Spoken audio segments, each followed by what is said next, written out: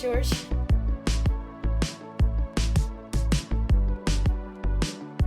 It's Red Fence! It's Red Fence. Do your homework. Hi, Acton. Hi, George. How's it going? I'm good. I'm enjoying this iced coffee you made me. I'm glad to be in your cool house and sitting with you. We're escaping the heat It is way too hot here. and escaping the world. Yeah. Let's escape the world and go into some books. Let's go into those books. It's like that Reading Rainbow slogan. Take a look. It's in a book. Reading Rainbow. LeVar Burton. I loved that. So, speaking of books, Yes. I've been reading a book, and I'm sure this has happened to you, Acton, Mm-hmm. that just has me thirsting. A thirsty book. It's one of those books that is like dense, but doable, and really interesting. And it makes you think, wow, there's something so special about the way that one imbibes ideas through reading. It's so satisfying. Yes. But at the same time, you're like, I just want all this book inside me. I want it, a thirst for more, right? Yes. So this book is one that came up in my Torah class. I'm in this online Torah class that I tend to miss a lot of the time because it's Oh. a West Coast Torah class, and I'm on the East Coast, so it requires me to stay up really late on a Wednesday. So I don't always go, but when I go, it's great. This book is called "The Particulars of Rapture," which is a great line from a poem, actually. But it's by this woman named Aviva Gottlieb Zornberg, who is apparently a very popular person in certain Jewish circles. I'd never heard of her, but I mean that stands to reason. Anyway, it's a huge book devoted entirely to the second book of the Torah, Exodus, but she's focused on reading Midrash, which is basically commentaries. And some of these commentaries are downright wild. Yeah. So this is not meant to be disrespectful, but Midrash commentary, biblical commentary, is like a sacred version of fanfic. Really? Kind of, yeah, because you take the existing characters and expand on stuff. Riff on it. You riff on it. These scholars expand on the words of the Torah, and they imagine other events, including dialogue, that fill in the large spaces between the lines of Torah. Really? Is Yeah. This is totally normal? This is totally how it normal. is? This all happened 1,000 years ago. Or, you know, Wow. there's obviously a continuum of this. And in fact, no one studies Torah without this commentary. That's what the Talmud is. It's the Torah plus these canonical, shall we say, commentaries. So is it kind of like what Christian might think of as scripture and tradition? It's like it's the scripture, and then the things everyone was saying about the Yes. scriptures are always read together. Precisely. Okay. Right. And this book, one of the things that is a big point of discussion in Israel is that all these religious Jews who do nothing but study won't serve in the army, and they got to fix that because that won't work. It won't fly. Yeah. But anyway, for a long time I was like, I can't imagine someone who wants to do that. But reading this book, I was like, I see. Like the Midrash gives it that extra excitement. Yeah. You could spend years and a lifetime studying those texts, the Torah with its commentaries, because there's just so much there. Anyway, so I'm already digressing. We're like 1 minute in. This book we're reading, which is, in case y'all forgotten, it's Reading Lolita in Tehran. This book that we're going to talk about today, one of its themes is the necessity of reading literature when under conditions of unfreedom. And here's a quote. Those of us living in the Islamic Republic of Iran grasped both the tragedy and the absurdity of the cruelty to which we were subjected. We had to poke fun at our own misery in order to survive. We also instinctively recognized poshlust, which is a special Russian term that Nabokov uses in his literature. It means the falsely important, the falsely beautiful, the falsely clever. So we also instinctively recognized poshlust, not just in others, but in ourselves. This was one reason that art and literature became so essential to our lives. They were not a luxury, but a necessity. What Nabokov captured was the texture of life in a totalitarian society where you are completely alone in an illusory world full of false promise, where you can no longer differentiate between your savior and your executioner. That's dark. So I want to contrast that quote with another quote from an article about the deep loss of reading. Did I send that to you? I must have. You did. Yeah, I read it. It's very good. Here And this is about here in America. It's this fascinating article in an online magazine called Persuasion. Mm-hmm. It's by William Dershowitz, and it's entitled "Deep Reading Will Save Your Soul." So this is a quote from that article. 9 years ago, Stephen Greenblatt wrote, quote, "Even the highly gifted students in my Shakespeare classes at Harvard are less likely to be touched by the subtle magic of his words than I was so many years ago, or than my students were in the 80s in Berkeley.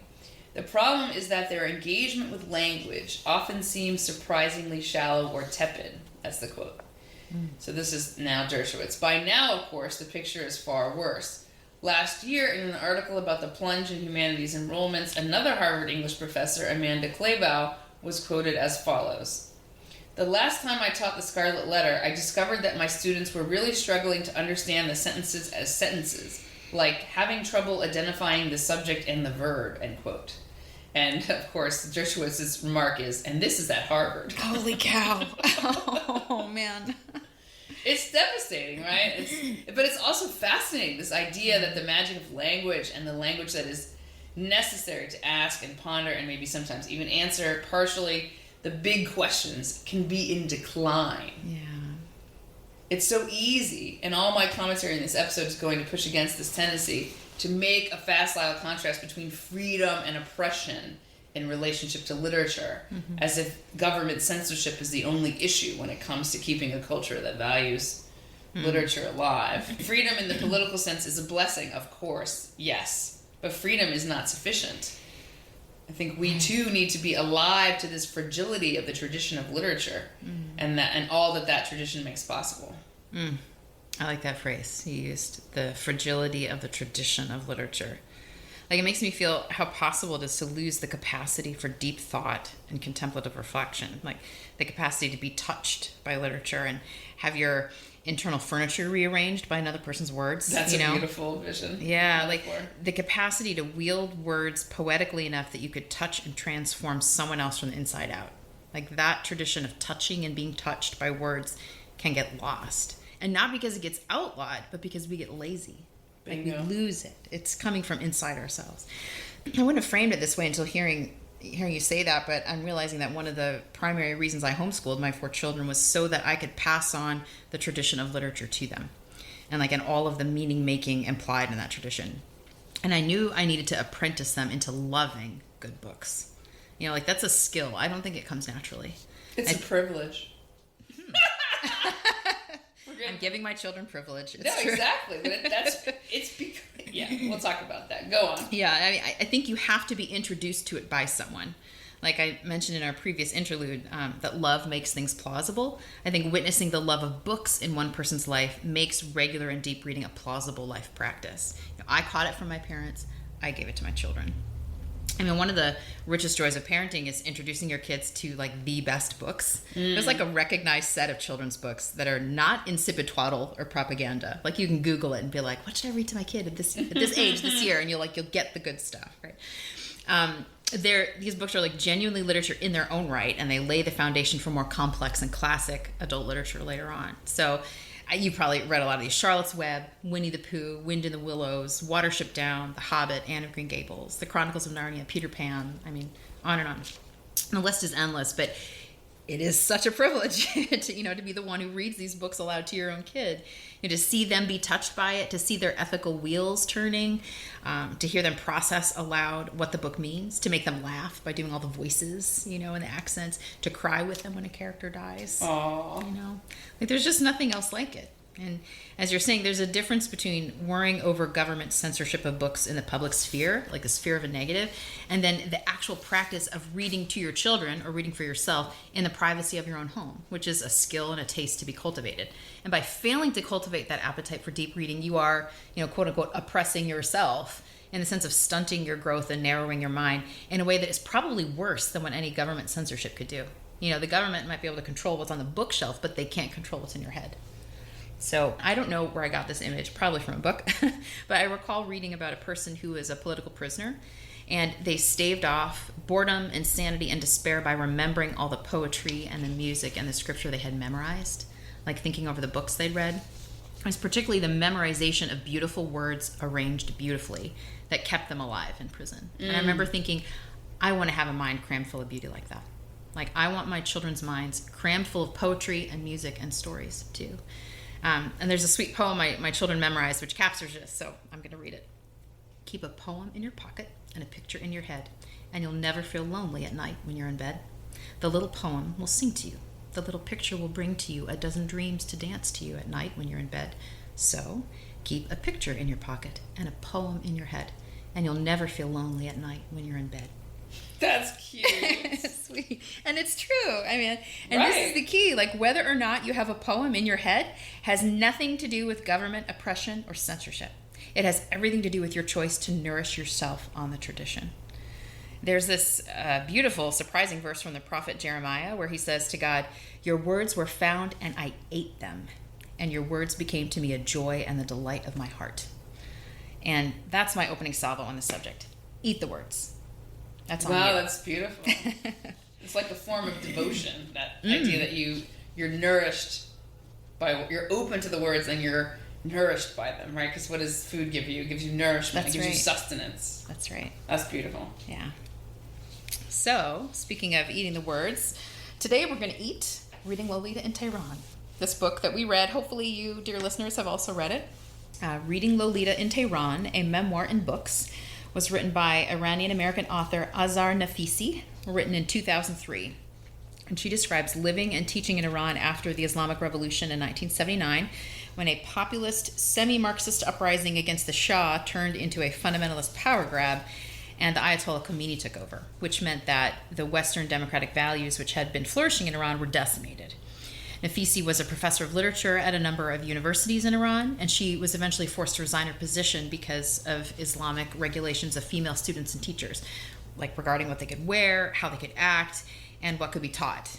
And so her specialty, Western literature, was increasingly censored. And during her final 2 years in Iran before emigrating to America in 1997, she hosted a secret book club for a small group of female former students that she'd handpicked. And they met weekly in her home, and over tea, they discussed classic works of English, Russian, and American literature.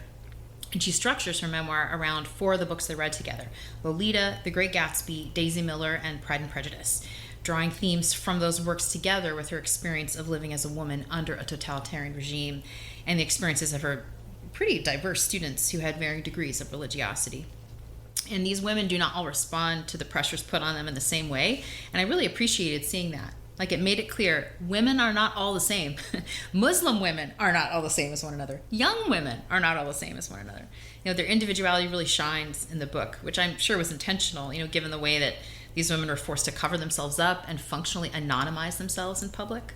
You know, in private, they're these unique gems. And I love the scene, like she described, as they would come into her house from the outside, and then some of them would take off their headscarves, you know, and have beautiful bright colors on, you know, maybe jewelry or other things. Some would stay covered, but there was like this unveiling once you kind of entered the privacy of the world of women, which was her living room. But in public, they were just walking temptations to men, you know, and they couldn't let a stray hair show or make eye contact with a man for fear of imprisonment. So outside of the house, they just became a blank, which is awful. But it's a really fascinating interplay of tradition and revolution. So Iran had been acting like a democracy under the values borrowed from the Western Christian tradition, but then experienced a revolution that turned the country into an Islamic fundamentalist state. So the women are increasingly controlled by the strict traditions of Islamic Sharia law, but they act in a, you know, revolutionary law-breaking manner by reading banned books and discussing them in secret. So then they're upholding the tradition of literature against a totalitarian religious tradition. So it's kind of like a battle of traditions, like who is undermining who? Who are the traditionalists? Who are the real revolutionaries? Kind of depends on how you look at it. So we have a couple sections. Reading and politics is our first one. Mm-hmm. In this quote, Professor Nafisi is describing the difficulties of trying to teach literature at the university when the university's officials and many of the students were consumed with revolutionary politics and new moral rules. Teaching in the Islamic Republic, like any other vocation, was subservient to politics and subject to politics and subject to arbitrary rules. Always the joy of teaching was marred by diversions and considerations forced on us by the regime.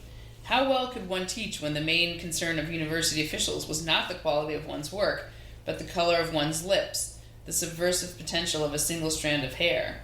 Could one really concentrate on one's job when what preoccupied the faculty was how to excise the word wine from a Hemingway story when they decided not to teach Bronte because she appeared to condone adultery? Here's another story in that vein. One day, the radical students and faculty members in the drama department at the Faculty of Fine Arts convened to change the curriculum. And these are Marxist radicals. They felt certain courses were too bourgeois and not needed anymore, and they wanted to add new revolutionary courses. Heated debates had ensued in that packed meeting as drama students demanded that Aeschylus, Shakespeare, and Racine be replaced with Brecht and Gorky, as well as some Marx and Engels. Revolutionary theory was more important than plays. The faculty had all sat on the platform in the hall, except for this particular professor, who stood at the back by the door. And so he makes an objection from the back of the room, and he starts to get attacked. But, back to the quote, a girl rose and tried to calm the cries of indignation. She said this professor always had the student's best interest at heart and should be given a chance to defend himself. And so he comes to the podium. When he spoke again, it was to say that he felt one single film by Laurel and Hardy was worth more than all their revolutionary tracts, including those of Marx and Lenin. What they called passion was not passion, not even madness. It was some coarse emotion not worthy of true literature. He said that if they changed the curriculum, he would refuse to teach. True to his word, he never did go back, although he participated in the vigils against the closing of the universities. He wanted his students to know that his withdrawal that day was not out of fear of government reprisal. So that line, what they called passion was not passion, not even madness. It was some coarse emotion not worthy of true literature. This would be my response to the students at Columbia shouting, "Free Palestine," or "Globalize the Intifada." Yeah. These young people no longer live in a genuine world of ideas.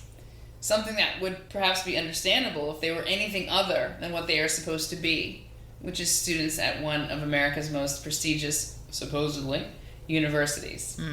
There are enough professors at these institutions now who indoctrinate rather than educate, although I suspect that even the ones who still educate are facing a kind of uphill battle, because this sort of Marxist adjacent indoctrination starts very early for many of these elite students, often in elementary school. Yeah. It's crazy because in some way the dynamics of this situation that described in this book, just that girl rising to defend the professor, and it's constant through the book, that there's a lot of deference to her because of her position, even in this like incredibly obviously misogynist governmental regime. There's still deference to her on the basis of her authority as a teacher, totally absent from the American context. That's true. So very interesting mix, right? Because here you've got the sort of like threat of violence, and whereas in America it's not the government, it's not people, it's not violence that is really the undercurrent here. It's all this reputational, I guess you could call it a form of like, reputational warfare that's really in play. And there is a lot more fear here, I think. About that, yeah. About that, anyway. And then there's the profound irony about being against the West, right? How, Israel is bad because Israel is like America, and America's bad because it's white people, and, because Marxism is surely a product of the West. It doesn't come from anywhere else. Yeah. And everyone is too busy talking about settler colonialism to recognize that one of the reasons that the countries of the Middle East and Africa are not shining examples of democratic prosperity is their adoption of Marxist ideas after the colonial period. Right. It's like this knee-jerk reaction where it's like, oh, well, let's fruit from the poisonous tree. We can't possibly, want democracy and liberalism. Those things are the evil ideas of our colonizers. And so, but nothing ruins a place like communism because it's an ideology that admits no error. Yep. The world is divided into the good and the bad, the deserving and the undeserving, and even the most obscene, arbitrary violence is authorized in the struggle to defeat those who have been labeled bad and undeserving. Yeah. We recognize Islamism as fundamentalism, but we are way slower to recognize Marxism as the fundamentalism of the West. Yeah, that is well said. It's not formed, of course, as an extreme form of its religious tradition, but it's rather the rejection. It came about as a rejection of Judeo-Christian values, where everyone's created in the same divine image and no one is higher than God. There's play there, right? That's tension. this tension because we don't actually think of ourselves that way. Because we live in hierarchies and we have to. We perceive differences. We do. Whereas, Marxism, of course, is the opposite. It's like they're going to ignore what they perceive and enforce. And then it's a mess. So the particulars of rapture, this book, has made clear to me that the Israelites weren't set free from Pharaoh for the purposes of expressive individualism. I mean, that is which might be kind of a definition of ignorant reform, super reform Judaism. It's just we're free now. Love it. Free to do whatever the hell we want. Kind of. They came out, but in fact, this book is explaining to me that they came out of Egypt to become servants, or to put it more bluntly, slaves of the one true God. Yeah, it's a different master. It's not no master. Right. The never-ending question of Exodus is whether the Israelites are fit, able, ready to be redeemed. Indeed, what separates Jewish belief from Christian belief is literally this, the belief that redemption has arrived as Jesus Christ. That's the ticket, right? That's the difference. Right. Jews remain unsure. That feels like very Jewish. We are still a religion of the Exodus. Okay. You're still waiting for redemption. A basic way to think about this might be the Jews celebrate the Passover. We recreate that moment of getting out of Egypt and going to Sinai. And Christians, well, especially Catholics, recreate the Passover as the surety of the redemption. Because it becomes, the Eucharist really is, it's that Passover meal becoming this different status event. There are no more Passovers. It's the fulfillment of the redemption. Exactly. They call it Pascha. And there's a really important asymmetry there because, and I'm reading Dietrich Bonhoeffer's, I'm reading a biography about him, and because what the Nazis tried to do was to make Christianity not Jewish, which sounds like... You can't do that. You can't. You can't do that. But they tried. I mean, they wrote a lot of propaganda to that effect, and of course, Bonhoeffer was not having any of that. And so it reveals this really interesting asymmetry because Christianity has that encompassing. You have to understand Christ is coming first for the Jews and then for the Gentiles. It doesn't work if you don't do that. It doesn't. And so there's this there's a wholeness there that, is not symmetrical because Judaism is oh, we're over here and you're over there. But Christianity is no, we're all here because this is the tradition that comes from that tradition. Yes. Yeah. So, okay, so I won't digress even further to talk more about redemption or why it's so important because I honestly don't really have even half an answer yet because all of this is why that would be important. That was never part of my worldview, but now that's why this book's so interesting. It's wow, this feels important now. This concept, I'm into it. I'm exploring, but I still think that this is why this concept is why the professor who leaves because they won't teach Racine. And Nafisi calls him her magician, can say that even the slapstick of Laurel and Hardy is worth more than these people sacred leftist text of Marx and Lenin. And the trick is because this comedy, as it must, understands human frailty, the tendency towards error, the inevitability of mishap. In fact, the comedy of mishap, right? Because that's what Laurel and Hardy is. Yes. It makes fun of what is most true about us, our imperfectness. Yeah. It finds humor and delight in it. I was reading about some of the famous sketches, and one of them was where he could light his hand like a cigarette lighter. It's just really funny, really silly. This humility, right? You can't be silly without being humble. Yeah. And it's dismissed by ideologues as bourgeois or decadent or unserious. Because this ability to joke, to make fun, is exactly the sign of someone who admits that there are no easy answers to the human condition. That's right. That playfulness of Laurel and Hardy reflects the values of a culture that rejects fundamentalism's easy answers. So even the sort of lowbrow culture really reflects those values. Yes. Well, it makes even more sense now why so many, comedians in our culture have been canceled. Sure. Why humor is so dangerous. Sure. Because it's this, we're imperfect. Exactly. Yeah. So literature and the act of reading it has the same effect on people, right? Yes. It is an inoculation against black and white thinking because only nuance is actually interesting enough and genuine enough to hold the reader's attention. Yeah. Activism wants you to think no deeper than the simple slogans. It doesn't want you to read books about the history of the people you lionize or the people you despise. It doesn't want you to know. It wants to demand that your so-called studies consist merely of reinforcement of your simplified worldview. This is the attitude shared by all people who believe that they can solve the world's problems. There is, in fact, I think there is a direct line between the students in this Iranian classroom during the revolution and the students at Columbia. The difference is that in the latter case, alas, there appears to be very little pushback from the professors. Yeah. Instead, they're encouraging the students to continue to not think, to not examine. And this is because there is no significant diversity of thought in American academia anymore. The revolution already happened there, and no ayatollahs were even required. Oh, man. Wow, that's really true. Depressing. It's like those Iranian professors put ours to shame, Yeah. I don't want to sound like Chicken Little, the sky's falling, all of students in college, all of college students are Marxists, because that's not true.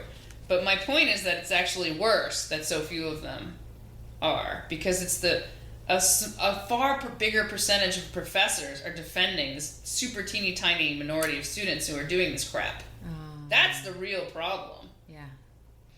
And so I want to respond to that first section where Nafisi is talking about her joy in teaching literature being marred by arbitrary rules, right? And she describes the regime's fixation on minute details, like a stray hair peeking out from under a veil, whether the woman's wearing lipstick, if there's an offensive word on the page, like wine in Hemingway, or if a book supposedly condones something sinful, like adultery in Bronte. I think that's quintessential legalism, like nitpicking about the trees and missing the forest. And we do this too now, though. Except ours aren't this sort of like obsession about desexualizing women. Ours are like, what's the identity of the author?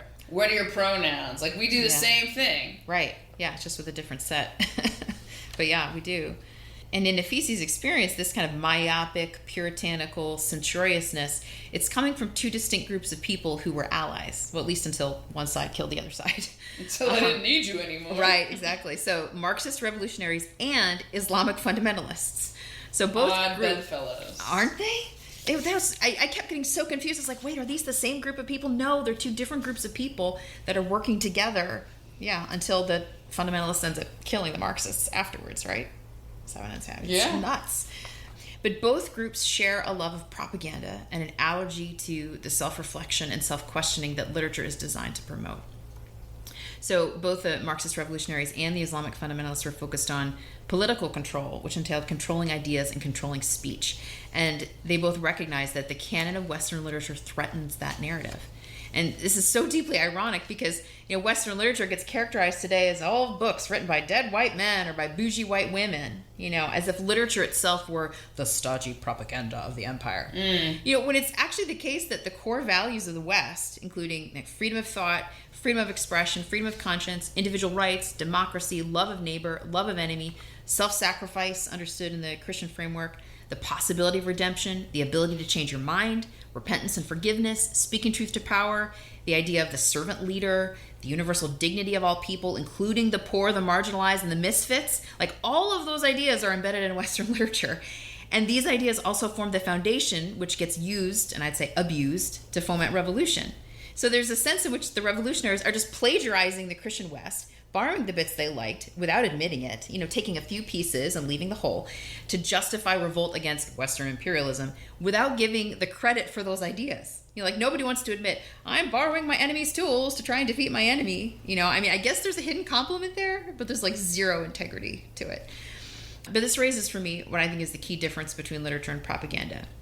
And genuine literature creates a world that forces you to think, to question, to empathize, to be surprised, to have to articulate, defend, and maybe even change your values. Literature forces you into the internal action of deep thought in which you are personally changed, and you become larger on the inside. For sure. But propaganda, on the other hand, is this packaged, shrink-wrapped content. It's like pre-chewed food. It's a cheap download of someone else's conclusion, which manipulates your emotions so that you don't have to think or question or be changed. You just have to feel the passion and then go out and do the work of activism or revolution or whatever the writers want you to do. Literature creates contemplatives who think and then live out of those inner depths of wisdom and complexity. But propaganda creates shallow political foot soldiers who speak in slogans.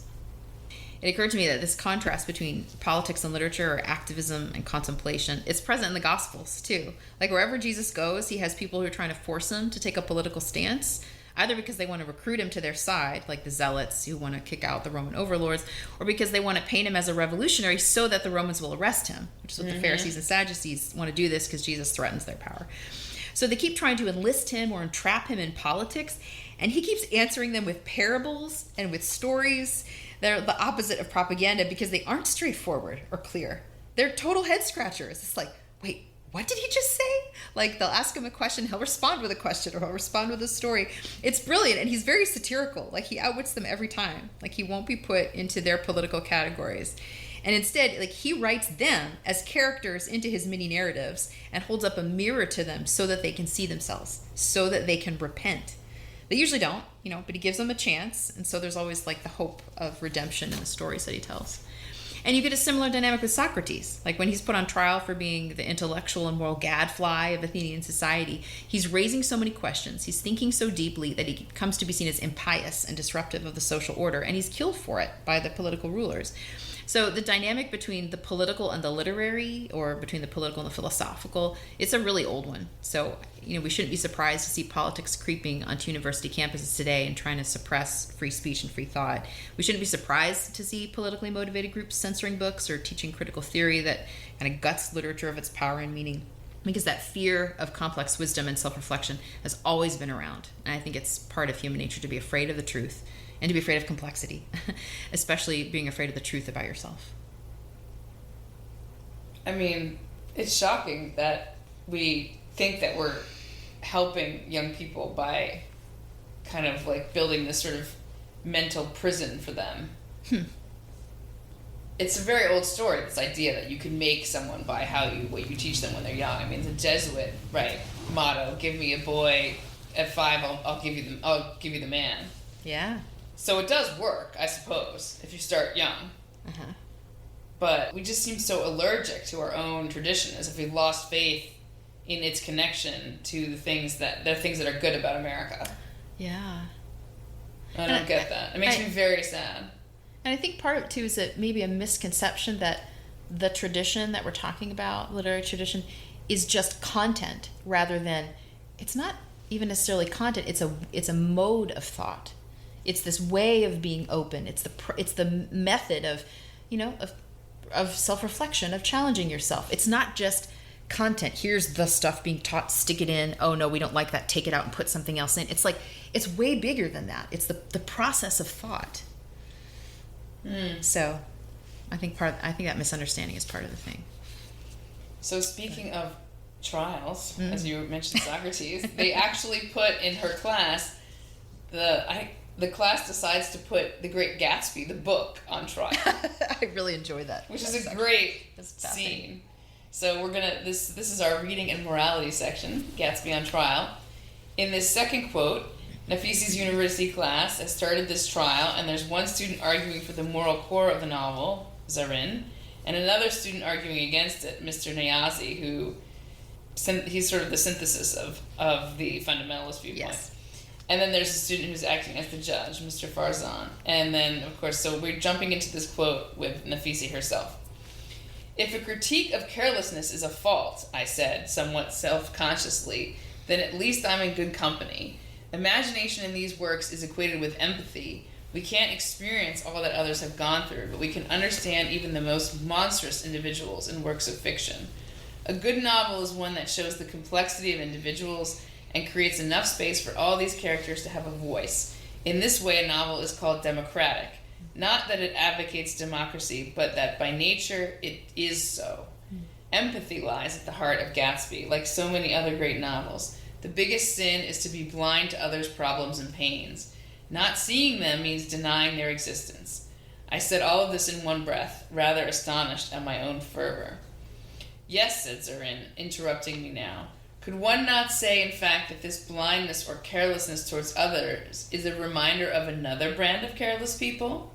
She threw a momentary glance at Niazi as she added, those who see the world in black and white, drunk on the righteousness of their own fictions. And if, she continued with some more warmth, Mr. Farzan. In real life, Fitzgerald was obsessed with the rich and with wealth. In his fiction, he brings out the corrupt and decaying power of wealth on basically decent people like Gatsby. In his failure to understand this, Mr. Niazi misses the whole point of the novel. Niazi, who for some time now had been insistently scrutinizing the floor, suddenly jumped up and said, "I object!" "To what exactly do you object?" said Zurin with mock politeness. "Carelessness is not enough," he shot back.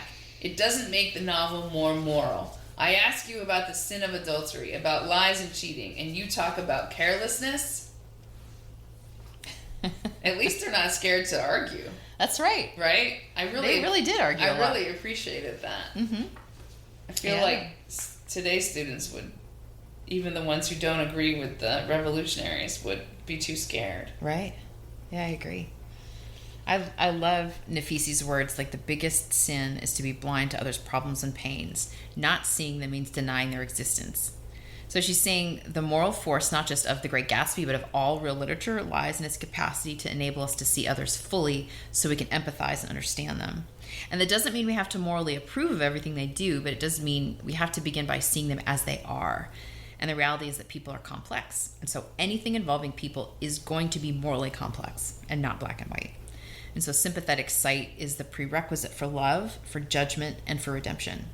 And so the religious fundamentalist, Mr. Niazi, he wants Fitzgerald to explicitly condemn the sins of adultery, lying, and cheating. He doesn't want to have to see Gatsby sympathetically with all of his flaws. He doesn't want to care about Gatsby and his pain and his dreams and his fallibility. He doesn't want to see Gatsby as a tragic man who was destroyed by his own dreams, because that might make Mr. Niazi self-reflect on his own dreams. He just wants to judge Gatsby. Like he wants to throw stones at the adulterer because that's black and white and obvious and it feels good. Right? Like Mr. Niazi misunderstands what literature is for. It's not there to tell you adultery is wrong or lying is wrong. Literature creates a world in which adulterers and liars and lots of other kinds of sinners exist, and then you enter into their world and their mind and you attempt to see them and care about them. You know, perhaps there's nothing there to love, but probably there's something there, like some little spark of the possibility of a virtue. And that's why, in a sense, the sin of carelessness, which Fitzgerald is skewering in his novel, you know, by showing the damage that careless people can do, it is enough. It does make the novel moral. I don't remember who said it, but the opposite of love isn't hate, it's apathy or indifference, which is another way of saying carelessness. You know, the very thing that Fitzgerald is criticizing, carelessness, is the sin Mr. Niazi is engaging in. He doesn't care about Gatsby or Daisy or Nick or any of them. He just wants his moral axioms to be stroked. Right? Like he's reading this story, sorry for this analogy, he's reading in this like morally masturbatory way. Like, show me I'm right, show me they're wrong. Show me I'm good, show me they're bad. It's this closed loop. There's no openness, no encounter, no surprise, no connection, no new life. And you just can't read literature that way with no imagination. Because you can't be a fundamentalist and a lover of great literature at the same time. Like, those things are irreconcilable. So on this theme of reading and morality, I think that the failure of the American school system to apprentice children and youth in how to read literature with openness and imagination, that failure is partly to blame for the polarization that we suffer from now, with like the fundamentalisms we face on both sides of the aisle, the stupidity, the stone throwing, you know, of people with no moral imagination or humility. And we as a culture inflicted this on ourselves by raising kids on propaganda and twaddle. 100%.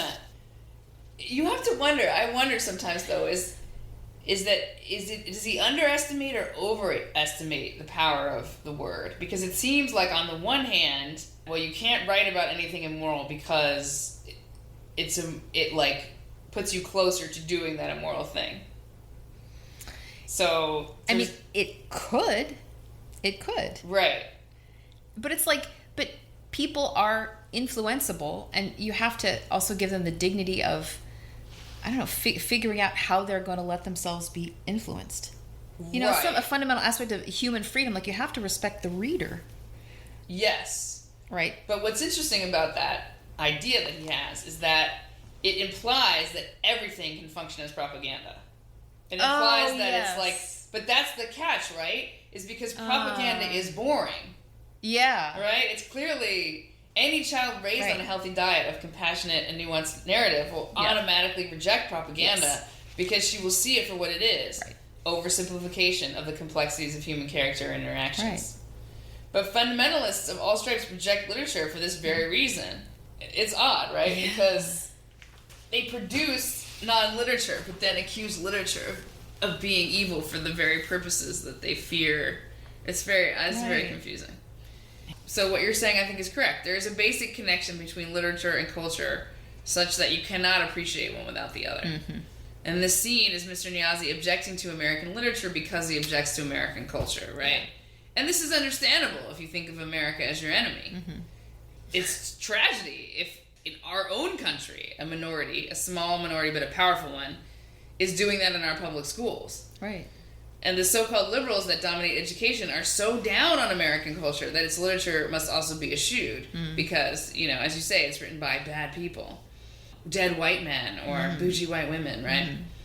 But I think additionally, even when you still do teach literature here, it's likely received in a cultural vacuum because you can't just walk into a book without knowing so much of what that book, the author, depended on for his or her own cultural influence, right? Yes. We don't really teach the Western canon, mainly the Bible, Greek myth, Greek philosophy, you know.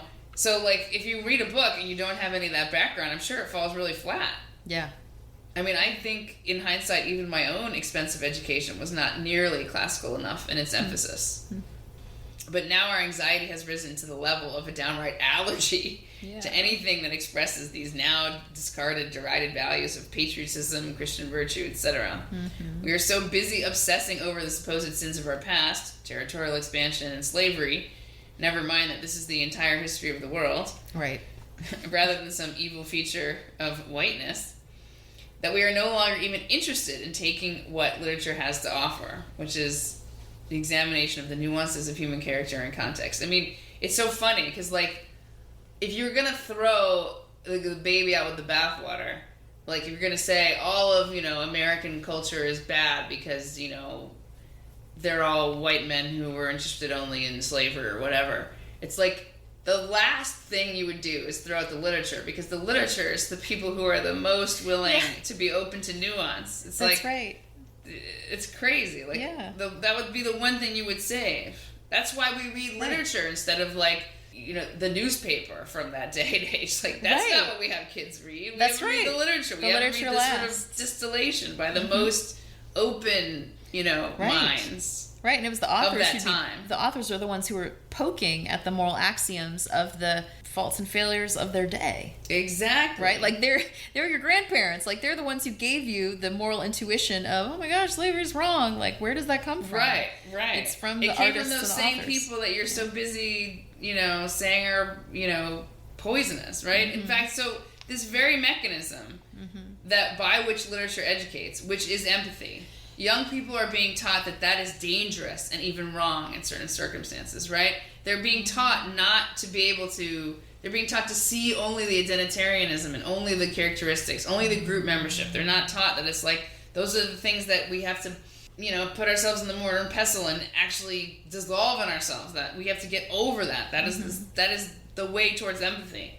And the opportunity to read literature and to cultivate a calm, compassionate, nuanced view of the world is a privilege. Undoubtedly. But, this is the key part, it was a privilege because it was a good. Yes. Hello? Yeah. Right? Calm, compassionate people capable of nuanced and careful reasoning make good leaders. Yeah. They make good citizens. Yeah. So, like, we're doing it for a reason. Yeah. Right? But now, because it is a privilege, it's being dismissed as evil, and the results are really easy to see. We've got rampant polarization, and with each primary candidate crazier than the last. I actually voted for our pretty sad-ass MAGA Trumpy congressperson in his primary because he was being challenged by an even crazier MAGA Trumper, you know, overthrow the Constitution guy, who of course defeated him. Oh. It was close though. I think it was like a couple hundred votes. So. Oh, it's awful. But, like, you know, like, ouch. Yeah. Like, that hurts. Yeah. That hurts. And the reason you, like, here in Virginia, we have we do not register by party, so you can just vote in whichever primary you choose on the day. You can go back and forth.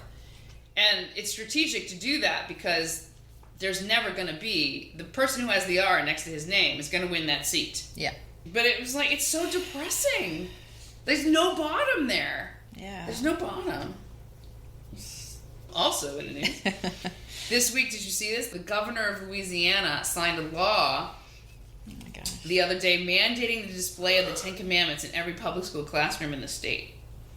This will obviously be challenged in the courts, you know, because it violates the Establishment Clause of the First Amendment, which separates church and state. I think that even 5 years ago, I would have seen that story because we still watch the woke news, the PBS News era. We fast forward most of it. We still watch some of it. Even 5 years ago, I would have seen that story and been like, oh, those religious southern nut jobs. Oh, this isn't Iran. You silly religious crazy people. And I would have felt like really kind of smug. Yeah. And being like, oh, the ACLU is going to eat your ass for breakfast. Like, right? And I still agree. I mean, it is unconstitutional given our existing precedent. And that's fine. That's fine. But I have to say, I have to confess that post October 7th, I feel a lot less sanguine about this faith that we seem to have in such secularism. Yeah. I never really ever thought that my love of literature was dependent on personal belongingness to a creed or a race or whatever. I mean, I read Dante and you know, and never felt like I couldn't appreciate Dante because I wasn't Catholic.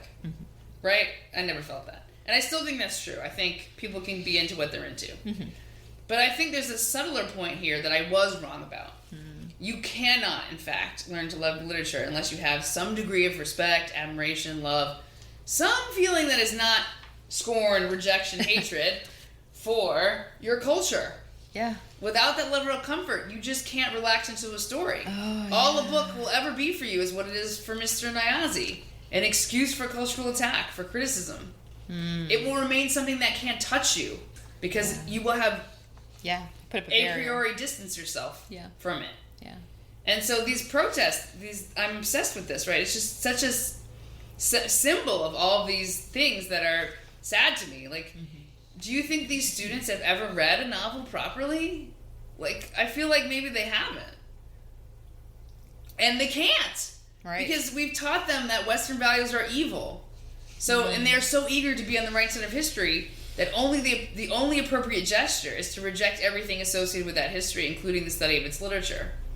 Which, of course, the irony of all ironies is like that's what college was supposed to be about. Right.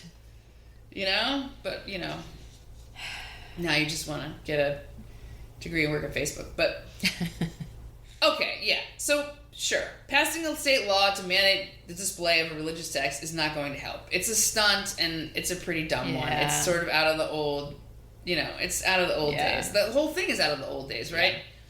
But now, post-October 7th, I really find myself wondering, why are the laws expressed in the Ten Commandments, which, you know, we know the story, right? Received by the Israelites at Mount Sinai after the journey out of slavery in Egypt, which is basically the foundational story of Western culture par excellence. Yes. Like, that's it. That's the start. Yes. Why are these words so threatening to the American notion of freedom that merely seeing them in a public school classroom is reflexively considered wrong, a plain violation of one's basic civil rights? Why do we now associate freedom with the eradication of all indications of a Judeo-Christian tradition? That's the issue for me. Yes. Because that's new. The founders didn't do that. Absolutely That's not what they meant by the Establishment Clause. That's not what they meant at all. I mean, is there no connection? Are you going to tell me that there's no connection between this hair-trigger suspiciousness of our cultural heritage and college students calling for the death of Zionists when they really mean Jews? So this is where I get off the train that is so confident about the virtues of secularism. Yeah. I actually think there is a profound connection between K through 12 curriculum and the Gaza encampments. Ooh.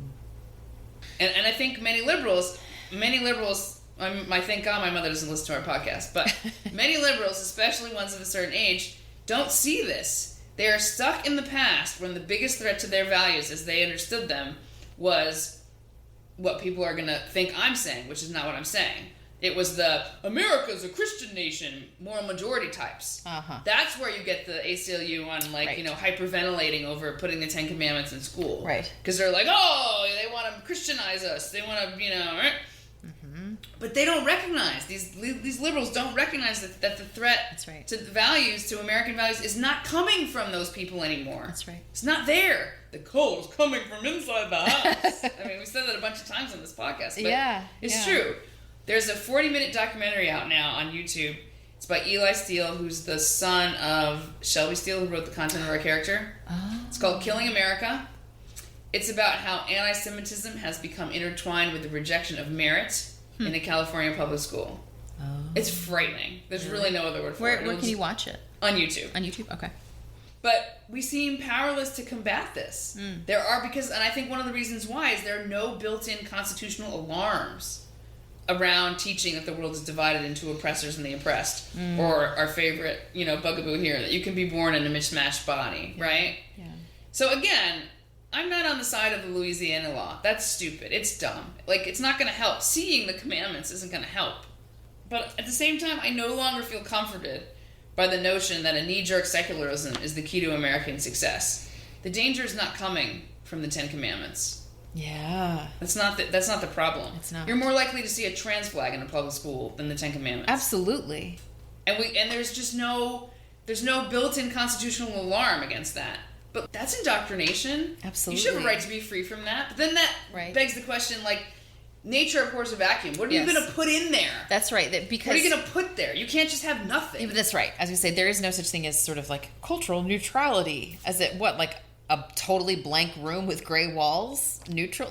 If you're going to put up anything, you're making some sort of statement about a value, about what's important. What's important gets put on a wall, and what's most important is the thing that binds people together around a common value. Right. So you can't have, a school, a bunch of teachers and kids together with a common purpose without having some kind of common shared values. Right. So you have to have a culture. You have to say something's more important than something else, or something's right and something's wrong, or something's worth noting and some things will just, we won't talk about. That decision must be made.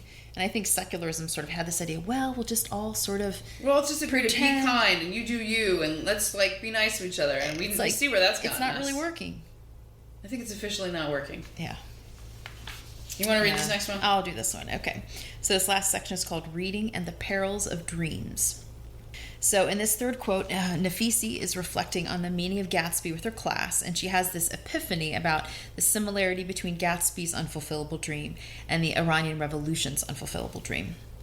She writes, "There is an overall undercurrent to the Great Gatsby which I think determines its essence, and that is the question of loss, the loss of an illusion. Gatsby fakes everything, even his own name. Gatsby is constantly being made and remade by others. The reality of Gatsby's life is that he is a charlatan, but the truth is that he is a romantic and tragic dreamer who becomes heroic because of his belief in his own romantic delusion. Gatsby's loyalty was to his reinvented self, which saw its fulfillment in Daisy's voice. It was to the promises of that self that he remained faithful, to the green light at the end of the dock, not a shabby dream of wealth and prosperity. Thus, the colossal illusion is born, for which he sacrifices his life. The dream is not about money, but about what he imagines he can become. It is not a comment on America as a materialistic country, but as an idealistic one that has turned money into a means of retrieving a dream. Gatsby could be dishonest in his life, and he could lie about himself, but one thing he could not do was to betray his own imagination. Gatsby is ultimately betrayed by the honesty of his imagination. He dies, for in reality no such person can survive. Gatsby should never have tried to possess his dream, I explained. For Gatsby, access to wealth is a means to an end. It is a means to the possession of his dream. That dream removes from him the power to differentiate between imagination and reality. What we in Iran had in common with Fitzgerald was this dream that became our obsession and took over our reality, this terrible, beautiful dream, impossible in its actualization, for which any amount of violence might be justified or forgiven. This was what we had in common, although we were not aware of it then. Dreams, Mr. Niazi, are perfect ideals, complete in themselves. How can you impose them on a constantly changing, imperfect, incomplete reality? You would become a Humbert, destroying the object of your dream, or a Gatsby, destroying yourself. When I left the class that day, I did not tell them what I myself was just beginning to discover, how similar our own fate was becoming to Gatsby's. He wanted to fulfill his dream by repeating the past, And in the end, he discovered that the past was dead, the present a sham, and there was no future. Was this not similar to our revolution, which had come in the name of our collective past and had wrecked our lives in the name of a dream? It's one of the whole book. Everybody should read this book. It's so well written. So beautiful. So well written. It's really, really it's unique that way. It's a very unique glimpse, not only into familiar literature, but into a society that, because she lived in, because she's old enough to remember around before the revolution. I find her words deeply disturbing, like the terrible, beautiful dream, impossible in its actualization, for which any amount of violence might be justified or forgiven. Like, to fulfill a dream by repeating the past, that's the conservative pathology of Make America Great Again, which justifies the violence of January 6th or the Oklahoma City bombing in 95. I was just watching a documentary about that, and that freaked me out about the right, the far right, and the domestic terrorism. It's the colossal illusion of greener pastures, of a greener pastures past that we think that we can recreate. But then there's the other side, to impose an ideal on a constantly changing, imperfect, incomplete reality.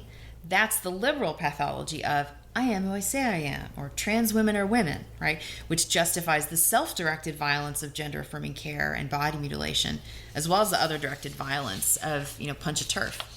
Like, horrible things are done in the name of beautiful dreams. Like, that's true in The Great Gatsby. It's true in American General. That's true in Iran. I think it's true everywhere. The other thing is just humans. Yeah, that's what we do. And Nafisi says that Gatsby's loyalty was to his reinvented self. And that idea of the reinvented self, that's quintessentially American. Very true. And it has two sides to it. Does having a reinvented self make you a fake or a charlatan? Or does that make you a self-made man, an entrepreneur, an individual? Every advertisement is promising a reinvented self through buying a new product. Every political movement and activist group promises a reinvented self by belonging to a worthy cause. This is the real American dream. It's not the house with the white picket fence. It's the ability to reinvent myself, to name myself, to have my body, my choice. The left takes this dream and points it forward in a utopian way. The right takes this dream and points it backwards in a nostalgic way. But nobody wants to be right here, right now, with the limits and the givens and the disappointments of reality. So Nafisi also says that the essence of Gatsby is the loss of an illusion. And I think this is one thing that literature can do for us and for our perilous dreams. Literature can help us to grieve our losses, to see our assumptions lived out, for better or for worse. It's a lot easier to see through other people's illusions than it is to see through our own, But literature holds up a mirror, and this is why you should read Gatsby. Like, not to hate him or to mock him, but because in some way you are him. Or maybe you're Nick. That's who I always identified with. Like the tag-along who couldn't form an opinion. And who wouldn't speak up, Or maybe you're the self-absorbed Daisy. But how Jordan Peterson always says that the point of thought is to let your bad ideas die instead of you. That's a great expression. It's so great. But, that's also one of the benefits of literature, right? You identify a character who ruins themselves. And so you get a little bit wiser, and you learn how to not destroy yourself and other people, right? Like, you get to see other mistakes in other people that maybe you wouldn't encounter in your own life, and now you know what not to do. I think good fiction is more rooted in reality than the daily news or the headlines, which always have a spin. Now, you taught me this phrase, like, don't believe everything you think. Well, stories can get inside you, right? They can take up residence in your head and start poking you in the axioms and move the furniture around and change the thoughts that you think, Maybe the thoughts you're thinking aren't good enough, and let a book poke at them and scoot things. So, and that complexification of your perspective will always run afoul of political expediency and ideological dreaming. It gets in the way of getting things done, and it shatters the dream. So, it's messy. This is very well said. I watched a video the other day posted by Paul Kingsnorth called Deepfake World, in which he goes on this little, 20-minute discussion to the camera about the distraction of information and how it actually takes us away from the real. Yeah. And here's a quote from that. He says, "When I was young, back in the Stone Age," I mean, he's a couple years 52 older than or us. something. Yeah, exactly. He's joking. "When I was young, back in the Stone Age, there wasn't so much content, and nobody called it content. Now everyone's producing everything, and a lot of it has been rendered worthless. A lot of it is worthless. And you get to the point, And we're long past this point in the digital age where we're just flooded with crap. And a lot of that crap has words attached to it. I think I'm talking about how alienating it is when we are just flooded with content, flooded with words, flooded with people talking, flooded with people writing. It goes on to make the point that it won't be long until a lot of this content isn't even produced by people. Yeah. It will be produced by machines that people have built to do this, by what is called artificial intelligence, which is not intelligence, and it's anyway. And you won't be able to tell the difference, even with the videos. And the implication here is, since there's already too much of it, it will not actually matter. It won't change your habits. I'm doing a gloss on his essay. I don't really know what his extrapolated thoughts on this. Even without AI, he makes the point, we are being driven mad. The medium is the message, and the message is madness. Yeah. And clearly, I think, literature is the opposite of this. Yeah. And reflecting on that, that means there's no such thing as literature at scale. Just in the way there's no such thing as society at scale.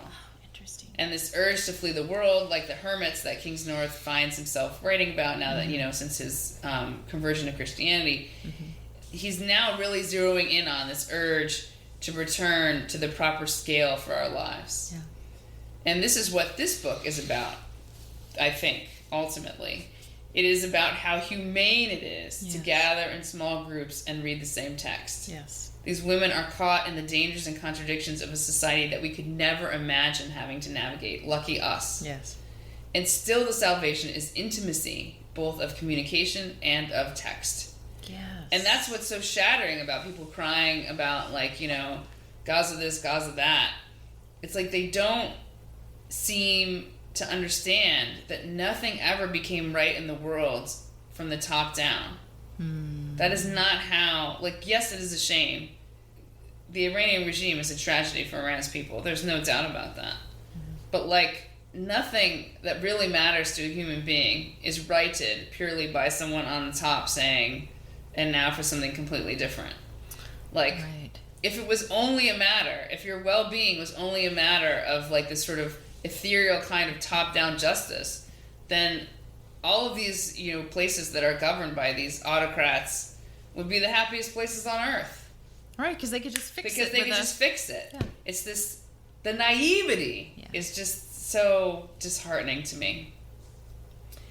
And even beyond that, to connect the lessons of this beautiful book to what Kingsnorth is saying, literature provides an experience that subverts the ego. Yes. Because there is no place where reputation can attach to the act of reading. And then the problem then, I think, with the endless production of content, and that name, content, right, has to do with this fact more than any other. Content means there's a reputational connection. Because Kingsnorth knows that real writing matters. He's an author and I assume a reader. Oh, yeah. But he's zeroing in now on the fact that a giant content system inevitably reproduces all the egoic demands of regular human society. Yeah. And it is this reputational economy that I've come to realize is what is so devastating. This is the trap. Yeah. People write because they enjoy it or because they feel unable not to do it. I mean, most writers just write because they can't imagine not writing. Right. I'm like that. Yep. But writing has never been what it is now. It's never been a public activity. Oh. And it is the dream of making a living by thinking out loud that drives so many people to write publicly rather than to just fill private notebooks or computer hard drives. Yeah. So in this way, a Substack habit is not as different from a Twitter habit as you'd like to think. This is the conclusion I've come to because I've been off Twitter for probably 6 months now. Good. The dopamine response is the same. The reputational possibilities are the same. And the same enshittification that came for Twitter will come, I hate to admit it, already coming for Substack. It works this way, I think. It's the insight of this morning. Because reputation doesn't scale. That's the trick. Or to say it better, when humans attempt reputation at scale, all they do is harm one another and immiserate themselves. So you're saying, celebrity is pathology? Trying to be, the one who's known by everyone? Or you're trying to scale something that living your life with a concern. Living your life in such a way that people can form an opinion of you and broadcast that opinion is an inherently dangerous modality to live. In which And some of that is unavoidable because we can't be hermits. I mean, only the hermits can be hermits. Yeah. But it takes a lot of time to go viral in a human community than it does in a digital community, I would say. So the digital technology allows this sort of rapid scaling that actually doesn't fit with human. It's destructive of human intimacy and human flourishing and all of those things. It's like not made for us. That's too big for us. It doesn't fit. It hurts us. Digital connectiveness incentivizes people because of the reputational rewards to join it, and then it punishes them because of the extremely high cost of having your reputation damaged at scale. So it's a net loss for most people, because most people will not be famous, but they will still be exposing themselves to that risk, I think is my argument here. The potential moral injury from that outweighs any sort of money benefit or fame benefit you think you might get from doing it. I think so. And I think it's the connection of that hope of reputation that is connected to that dopamine response. Like, one of the things we most want is acceptance. And so when you link up dopamine, acceptance, exposure, when you put those things in a big network, you basically... You know how, like, my mother says that, you're only as happy as your unhappiest child. And, like, like many people have said, many parents have said this, that, your child in the world is like your heart walking around outside your body. Yes. Right? So in this same way, social media is the core of our reputational needs, walking around outside of our body. Oh, yeah. It's not good. So, not to get too depressing, but it's depressing because in that sense...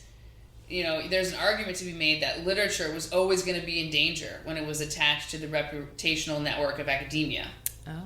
And academia is its own reputational network, right? Yeah. And so maybe I shouldn't have been so surprised at what has happened to higher education. But it still pains me to see the money changers in the temple in which I trained and where I really wanted to remain as a priest. Yeah. But I left academia over 10 years ago now, so my anger and my hurt have faded with time and distance. I just moved on. I did something else. Yeah. But this danger of, public writing and, this what we could call the networkification of writing and how it's linked both to the enshittification of content and to our device addiction. Yes. This really troubles me. This is a thing, I've been dealing with this in my personal life. Yeah. Like, just how the internet just broke my attention. Yeah. I've been dealing with this probably for a decade now, at least. Mm-hmm. And I think now, like today's thought is, I think really at the root of this is reputational fear. Mm-hmm. And so to die to the world doesn't mean literally going in a cave, but it does mean learning to relate to information in a radically new way, especially what it means for you to know something, to be in the know, and what people think about what you know, right? Mm-hmm. So I think that on this level, we are no different from the hermits that King's North is writing about. Because there is this urge to die to that world of reputation. Yes. Because you cannot control it. That's right. Right? Because the heart of like die to the world, that you could do the quote better than me, but like that Christian idea is trying to encapsulate that we are not our reputations. That's right. And that's what the deepfake world is. It's a world where you become your reputation and only your reputation. That's what a social credit system is. That's why all this crazy surveillance the Chinese do is. Yes. It's not just the government control of it. I mean, that's the sort of like scary, dark, 1984 thing that we are sensitized to. Mm-hmm. But we're not sensitized to the regular side of that, which is just like that we don't know how to relate to each other just through our actions, not through reputations. Like we're losing all that. And to introduce children to a world in which you only are your reputation kills them inside. It's like social death. Yeah. Like no wonder they're like so completely depressed. Yeah. Because there's no way to win in a system where an algorithm is always going to we talk about how hierarchies are inevitable. Mm-hmm. So in the same way that a hierarchy is inevitable, online is going to push that, it's going to elevate and then make the long tail. There's no system that's not going to do that. And the antidote to that, like how the exit to that has always been, the intimacy of close relations. Yes. Always. Yes. And so if you are murdering children's ability to be well-adjusted, happy people by saying, no, this is where it's at. It's all reputations. This is where you have to put your energy. And not teaching them the skills to do the other thing, which is to have conversations in a room. Which is right. why this podcast is valuable to us, because we're sitting here talking. That's right. Especially when we finish with the script. We just talk. No, and even if nobody listened, we had a don't great care. time. We had a great time. Right. Although you can argue that, like, you know, we talk about this sometimes. I mean, we're not using our real names or our images because, like, there is a reputational risk. Yes. That's real. Yeah. I mean, maybe there could be a rule where if we didn't have the internet and you could only, or like there was such a thing, you know, you could have a podcast, but it could only take place if the two people were in the same room. Like no Zoom, no phone call podcast, because it makes a difference, right? It really does. I found this podcast with Lawrence Fox, who was in Lewis. He's an actor. He was an actor. He's very out there. I've been sharing how much more enjoyable his conversations are because he's a cute little studio and he's in conversation with this. This is quite, how would you say? I mean, I don't like to use the term far right because to someone who's like a liberal, everyone who doesn't agree with them is now far right. But like, I'm a fairly generally centrist conservative, and I was shocked by some of the things the father said. Yeah, so I was like, whoa, he's definitely to the right of me. He's very traditionalist, and he has some very strong views. But anyway, there they are having cigars, you know, talking, and it's very intimate because you do get that sense of they're enjoying each other's company. Yes. And you get to be a fly on the wall of a relationship that's already there. Yes. And yes. And they really like each other. Yeah. And they talk about, they always start by asking, you know, what's going on in their lives. It's very, it's a really interesting phenomenon, right? Because the political content is pretty fire. And yet there's a camaraderie there that gives it this different, I mean, it's not like, you know, it's not framed like the Daily Wire. It's not content in that way, right. I guess we could say. Because it's still salvaged by that kind of, that they really cared about each other and that they're trying to struggle through these things that they see happening in British society that really hurt them, that bother them. I mean, you can disagree with them, but like, they're human beings trying to sort some stuff out, and they're talking about they have a friendship and they're processing things out loud together. And I think that it's really interesting. I was saying this earlier before we started recording, that the best way to encounter views that are shocking to you is through someone who you are fond of, even for a stupid reason that they're cute and that they were in a show you liked, which is a completely stupid reason. But like, it enables you, even if it's stupid, it enables you to give them the benefit of the doubt. And so you'll just stay with them just a little bit longer than you would have otherwise to hear an opinion it might initially be like, oh, whatever, and want to turn it off. It's like, well, I won't turn it off yet because it's him. Yes. And that creates this really interesting effect because it allows you to have compassion. Mm-hmm. Like, it opens the possibility to empathize with someone. Even if you disagree, even if I find myself being like, oh my God. Eye roll. Eye roll, and just sort of like, there's something so humane about this possibility that you can admire someone for something and not understand them for another thing. There's something so incredibly powerful about that, because that is basically at the heart of teamwork. You have to have that. Yes.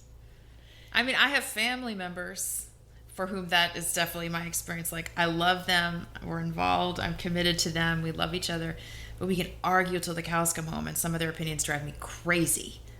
I think they're completely off their rocker, you know, but they're family. So, you know, that's my thing that I have to give them the benefit of the doubt because we're literally family. So there's no way around it. But then I have to listen. I have to listen to things that rub me the wrong way. Yeah. We don't often want our furniture rearranged. That's right. Furniture rearranged. Sometimes we're like, nope, this living room is off limits. I like it the way it is. That's right. Yeah. So I have two phones. One of them's not really a phone. It's my old phone, which it no longer receives calls, but obviously it's like a network connected device. Mm-hmm. And I just was like, screw this. And I just deleted Substack, which is like from it. Okay. And so now when I'm up in the bedroom, because I always leave my real phone downstairs, because that's like obvious that I don't want to think about like trying to be reachable, and it's on Do Not Disturb anyway. So like upstairs at night or in the morning, I have two choices. I can read a book. I mean, I suppose I could listen to something on YouTubers, but I can't sit there and scroll in bed. Yeah. And you know what? Trying to do that without deleting the app does not work. Because I tried that before. Yeah. You have to delete the app. You have to make it too hard. You have to make it like... Yeah. My husband was just telling me about this. He's like, I don't know where he read it, but it was like if you put basically a 20-second delay between yourself and the thing you want, which deleting the app would provide at least 20 seconds. If you're like, oh, I got to go to the App Store, I got to download the app again, I got to log in, or I got to go get my other phone. Yeah, or my computer. Or if you just make it so that you don't have facial ID on your phone, but you have to enter in a long annoying password. Even that, just 20 seconds of delay will make you, many times will be like, oh, it's not worth it. I'm just going to go do something else. You just make it just a little more frustrating to do the thing you don't want to do. But so that's great that you're keeping your phone downstairs and then you deleted the app. That's how you're going to do it. And I think these are changes that you can physically feel. Your brain is just different on and off scrolling.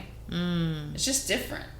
Especially I'm closer to 50 than I am to 40 now. So, time is not limitless, especially since I'm married to someone older. I mean, your time will end in this experience.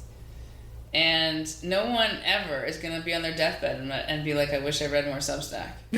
Just no one ever. Yeah. It's not going to happen. It's not going to be a thing. No. I mean, my recommendation would be start a book club. Join a book club. Get in the habit.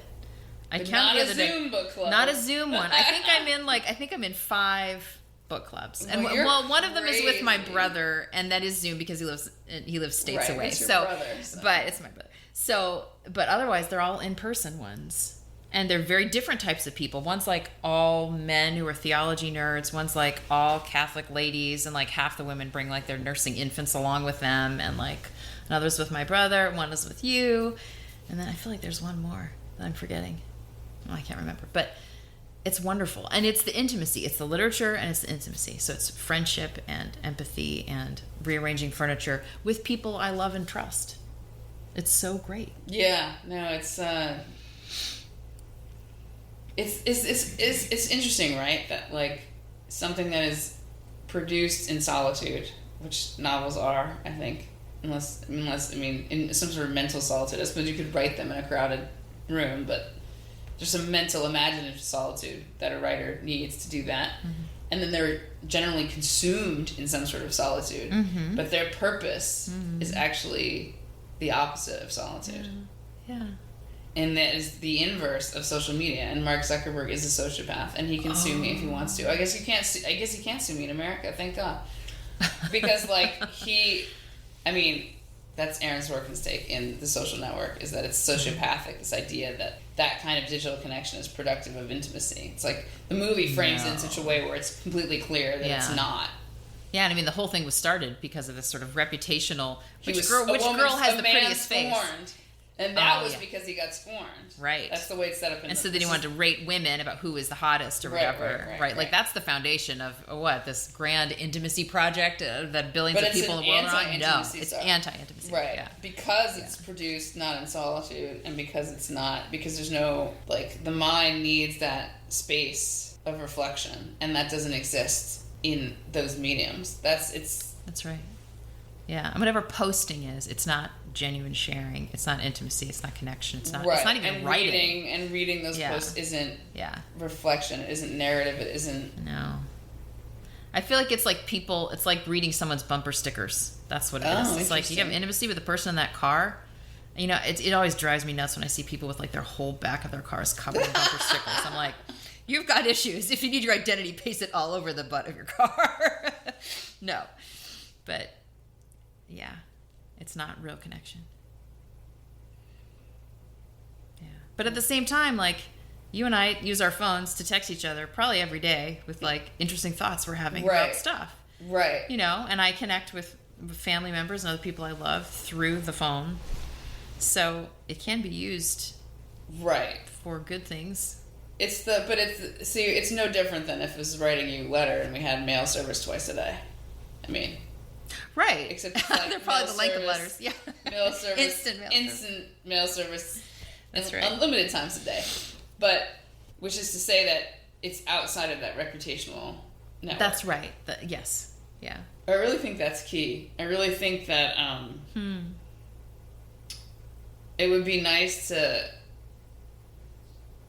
And it's funny because I think that the way that Substack was originally designed, the way that you would sign up and then you would get an email, actually preserved a little bit of that outsideness. But now it's with the app, it's just become a reputational smorgasbord the way everything else does when it's structured in that way. Yeah. So. Were you at the point where you're just like, you're scrolling through? And it's funny because I don't. This would be an interesting question to research. Because, like, when you scroll, so now they have, like, a home, which is, like, everybody's basically notes. And, like, most notes are people recommending a piece. Oh. Okay. Which is, like, in theory, fine. Because, like, you find interesting things to read like that. I found some really good things like that. Yeah. But very quickly, the scroll just repeats. And I started to notice that, and I was like, is the joke on me here? Like... It was becoming really obvious, and the fact that I was still doing it, even though it would just keep happening. Wait a minute, like the... So you see the same 5 items just continuously appear in the scroll. It doesn't matter how it's not like you'd never like, boop, I got to the end of it, now you got to go back up to the top. It's just continuous. It's continuous scrolling has existed forever. Yeah. But like, I mean, Twitter, but I'm saying it would be obviously seeing the same things. Like, literally, like it's like one of those paper towel rolls that just goes back and It just makes you think of like the gerbil or the hamster in the wheel. Just more, and I was like, I'm not getting anywhere. No, and I observed that on myself, and I'm like, this is insanity. This is a definition of insanity. You're taking all the time that you could be reading, trying to find something to read. It's like when people say they spent 2 hours on the couch trying to find a show on Netflix. Right. And this really happens. This is like a real phenomenon. Oh, I don't think people are exaggerating when they say they spent the whole night trying to figure out what to watch. Terrible. I actually don't think people are exaggerating. I think it does happen. My husband and I have like an in-house date night every Friday, and we like he'll make a nice dinner for us because I'm usually the cook. He'll cook, and then we'll like watch a show, and the kids will put the kids to bed. And it's always wonderful when we have a show that we were watching through together, and it's great. But my least favorite thing is when it's ended. And then we're like, now what do we watch? And I hate that. Because it's like, oh, you have the whole world open to you, and yet, oh, there's nothing good on. It's or you don't know what's good. You don't know what's good, and you try, oh, that's no good. And so I try to go by recommendations that other people tell me are good. Right. People I trust. Right, again. But yes, that like, oh, looking for something. The upside of a reputational network. Watch this, read this. Yes, exactly. Which is completely an in-person relational network. That's right. A relational network, not a reputational network. There you go. Ooh, oh, that's good. Ooh, that is good. we should probably end on that one. That's good. We should. Relational rather than reputational. And correspondingly, the hermit's cave is the opposite of the brand. Yes. Right? Instead of curating your persona, you're exiling yourself from. That's right. The world does not get to make you by what it says your reputation is. That's right. Because that's what cancellation is, right? It's reputational damage. That's exactly what cancellation is. That's right. And in a sense, the monk or the hermit, by going to the cave, is just saying, I don't care, I don't hear, I don't know. Your opinion means nothing to me. Yeah. Yeah. So, read more books, everybody. We're going to read Children of Men next, we decided? Yep, The Children of Men by P.D. James. I'm about halfway through it right now. I've read it before. It's fantastic. It's so good. I can't wait. I don't read a lot of fiction, but I trust that this is going to be good. You can trust me. Exactly. Trust your relational network. Exactly. So, get your in-person book club together. That's right. I would be thrilled if some actual like in-person, in-town little book club started to read like the things that we're recommending and they were talking about. That'd be amazing. That would be awesome. Yeah. Who knows? You can be the one. See, homework can be fun. That's right. That's right. All right, so do your homework for next time. And we'll see you then, whenever that is. Bye-bye. Bye.